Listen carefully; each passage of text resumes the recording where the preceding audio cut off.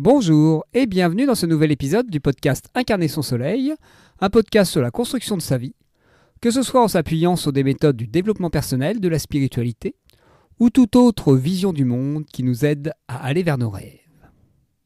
Comme je vous l'ai partagé hier dans mon épisode sur le rapport à la décision, je suis dans une période un peu trouble où la boussole s'affole un peu.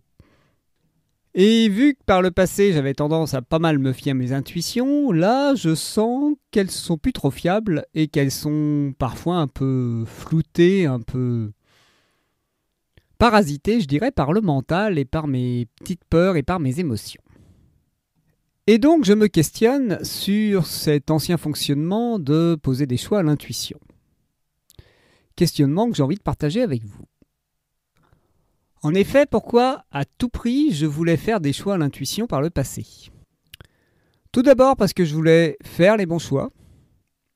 Et je sais maintenant que le bon choix n'existe pas vraiment. Parce que je voulais éviter les difficultés, les douleurs, et donc je voulais trouver un chemin plus simple, plus facile, plus aisé. Parce que je voulais rester aussi sur mon chemin, comme si je considérais qu'il n'y en avait qu'un et qu'on est encore sur faire le bon choix. Parce que également je me méfiais du monde ou de moi et je ne me faisais pas confiance pour pouvoir réagir même si le choix n'était pas le bon. De toute façon ça tourne toujours autour de la même chose.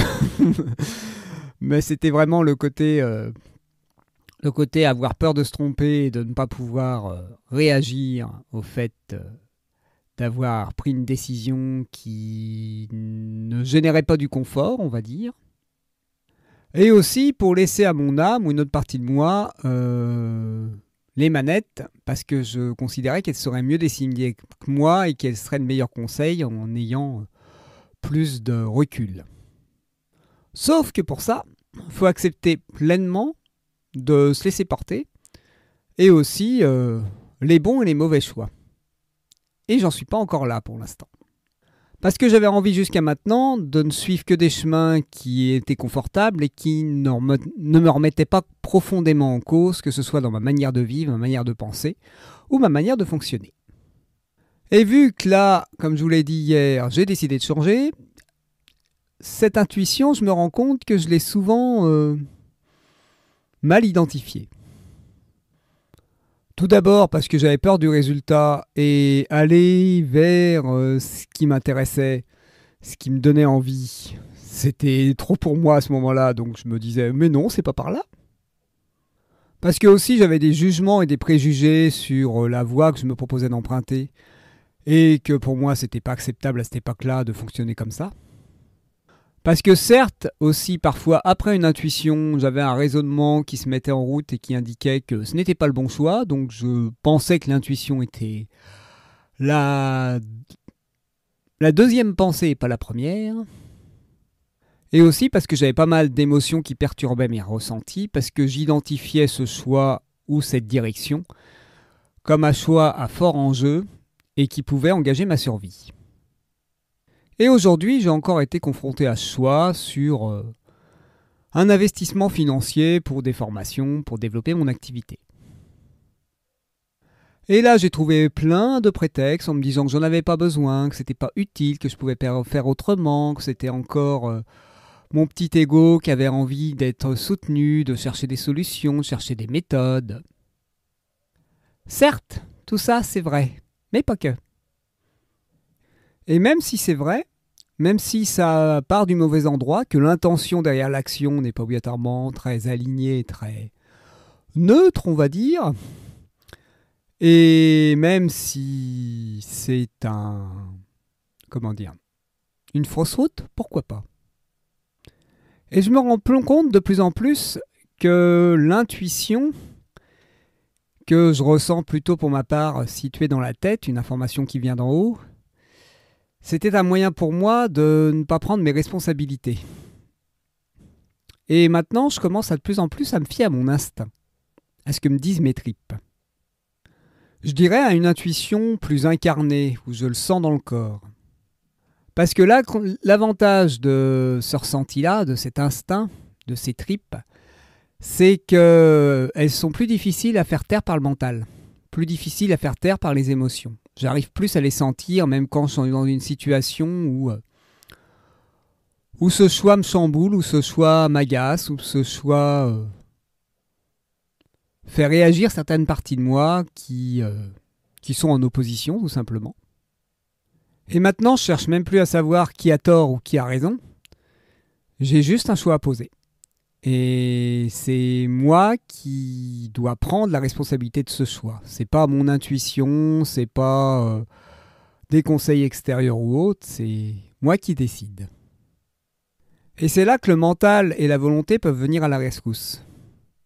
En me permettant d'identifier les faits de manière un peu plus neutre, en essayant de mettre un peu à distance l'émotion et tous les préjugés que je me fais, et en essayant de déconstruire un peu toutes les pensées que je peux sortir sur ce choix.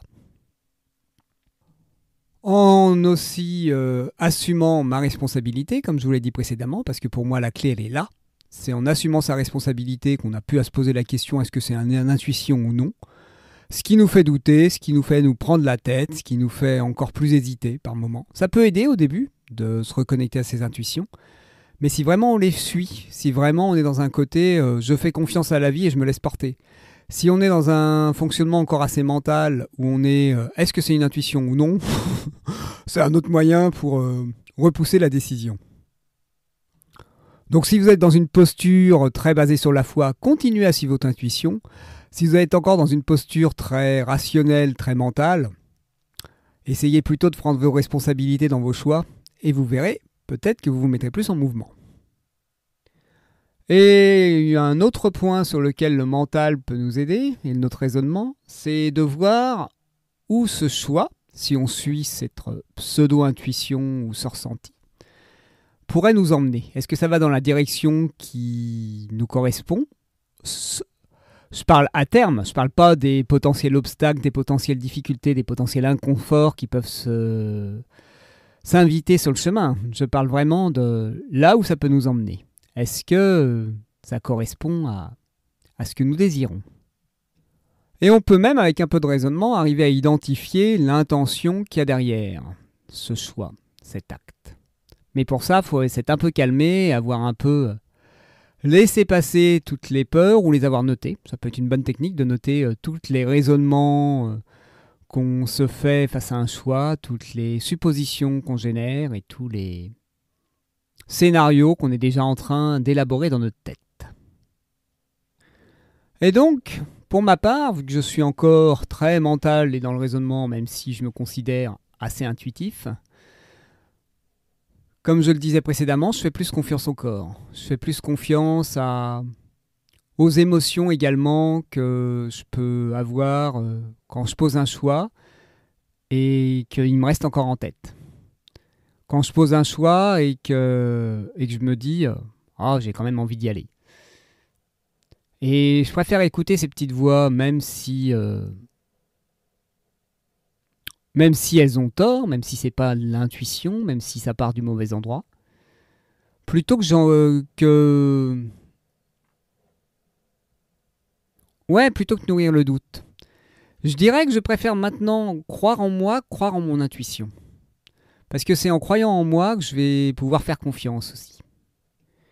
Et quand je dis croire en moi, c'est aussi assumer mes choix, assumer la responsabilité de mes actes et prendre des décisions qui sont mesurées, que je prends en mon âme et conscience. J'aime bien l'expression.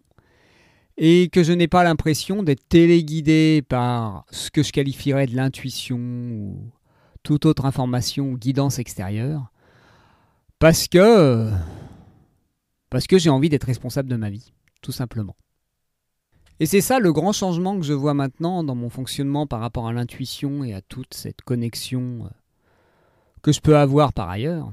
C'est de ne pas mettre de côté l'humain que je suis et mon libre choix aussi.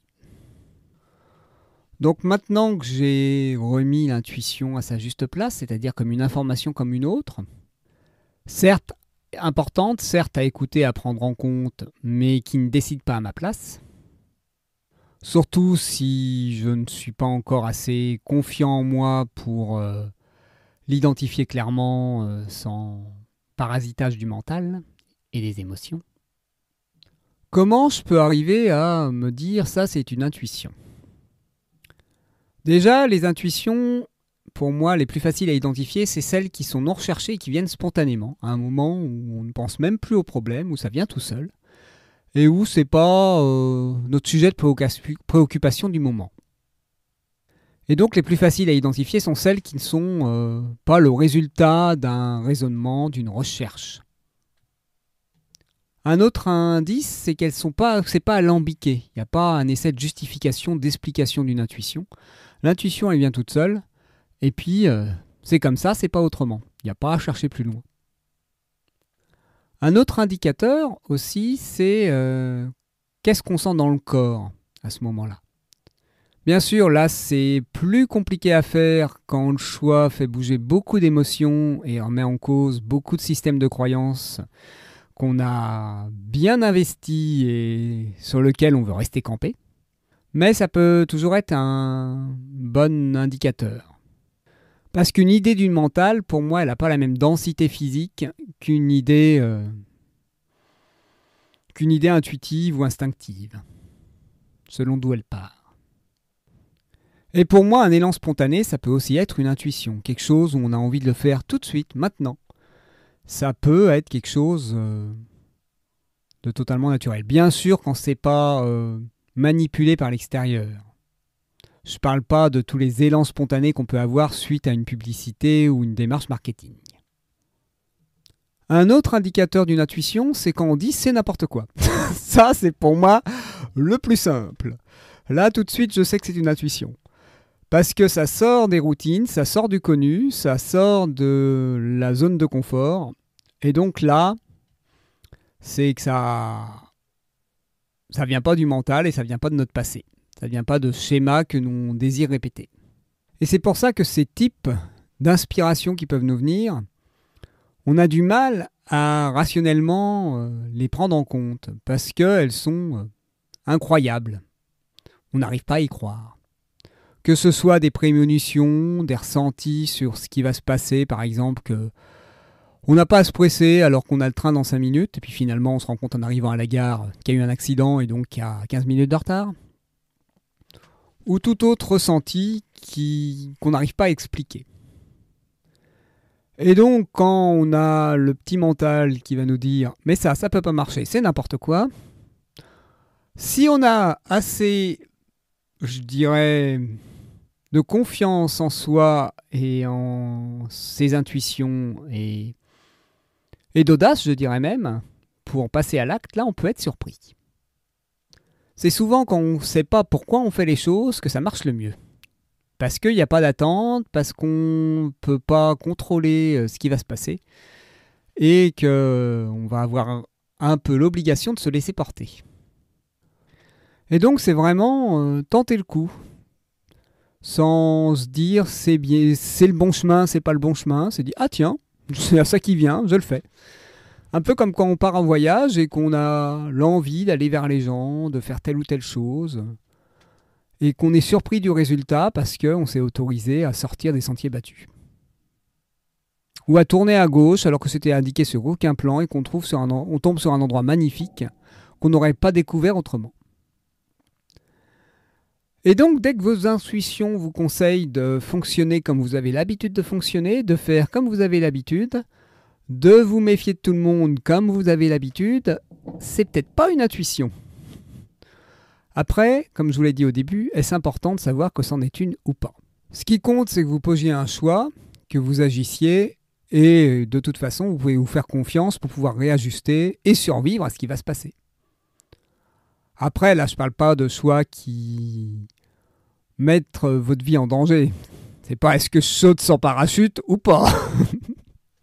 Mais je vais m'arrêter là pour cet épisode. Ça fait bientôt un quart d'heure que je bavasse.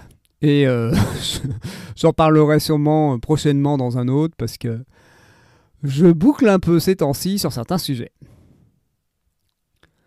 Et pour rappel, n'hésitez pas à partager ce podcast à votre entourage, aux personnes que ça pourrait intéresser, à m'envoyer un mail à l'adresse pierre@incarnersonsoleil pour toute question. Et je vous dis à très bientôt pour un prochain épisode.